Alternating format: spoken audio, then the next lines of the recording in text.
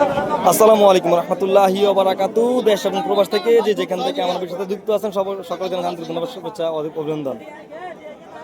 দর্শক বন্ধুরা, স্বাগত জানাচ্ছি কুমিল্লা জেলা বড় উপজেলা লালমাই সংলগ্ন সোনিমুরা গরু হাট থেকে। আমরা দেখাবো এই মুহূর্তে একটি দুধের গাভী। এই মুহূর্তে একটি দুধের গাভী দেখাবো আপনাদেরকে। আসলে কি মানে আমি আসলে গরু বিক্রি হয় আসলে কি যাক, আলহামদুলিল্লাহ, শুক্রিয়া। আপনার কথা শুনে আসলে খুব ভালো লাগলো। আমি বাজারে আসলে নাকি অন্য করে বিক্রি হয়ে যায়। হ্যাঁ, না, এটা ঠিক আছে।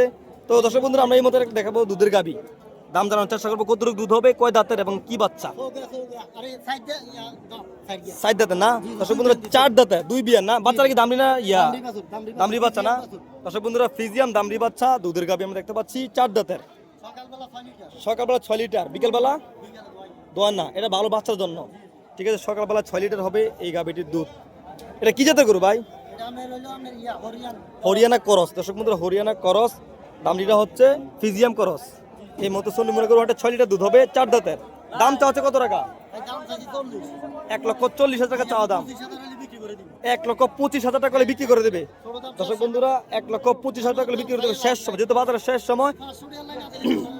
ওনারা আসলে 1,500 টাকা লাভ হইলে বিক্রি করে দেয়। ওনারা আসলে আহামরি বিক্রি করে বসে থাকে না, যেহেতু ওনারা ব্যাপারী।